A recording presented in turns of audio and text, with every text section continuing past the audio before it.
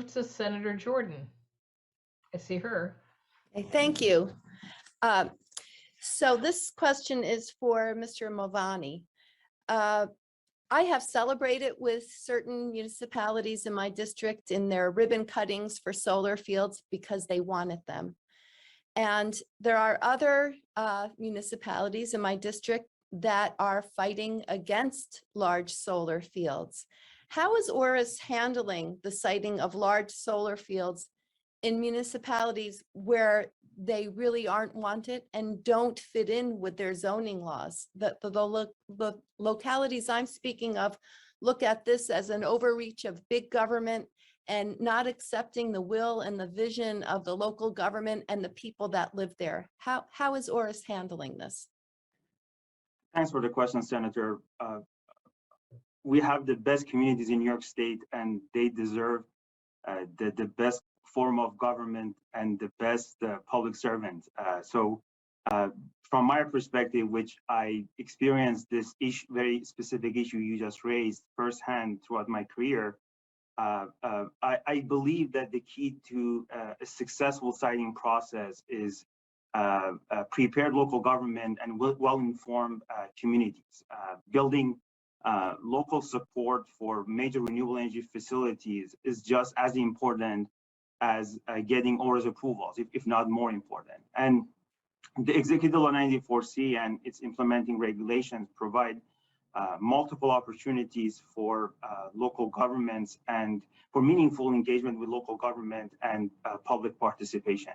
Just really to outline a few provisions that we have in our statute and in the regulations. One is no application will be deemed complete by the office without proof of meaningful engagement with local governments and having meaningful public participation.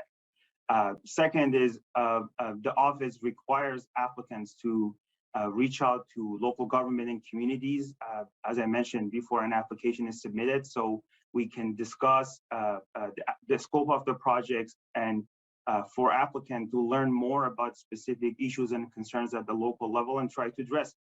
Next part of that would be each applicant is required to provide funding so that local governments and communities can participate in the siting process. The office is required to put together a draft permit, which is based on an application that would be submitted.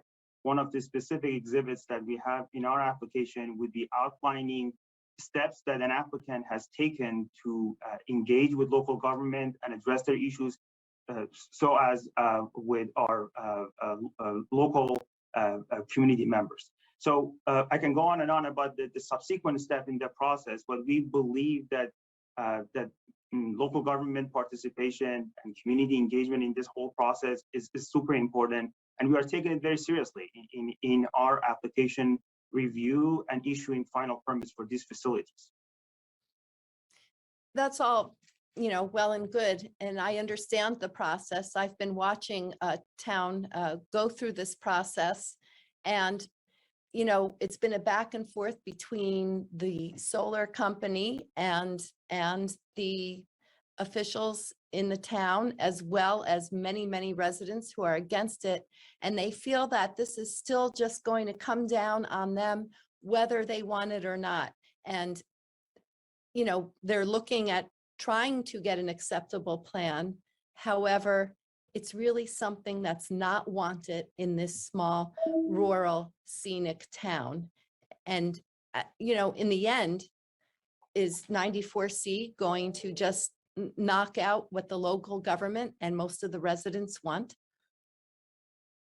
So I think, again, as the final decision maker of this office, I cannot, without knowing all the information and based on basically all the information and require specific findings that we have on the fact to make a general statement that yes, we will or we will not. I mean, that, as I mentioned, this is something that we will consider on a case by case and based on the project specific facts, containing all the necessary site specific conditions and concerns, and in light of CLCPA targets and environmental benefits of these facilities.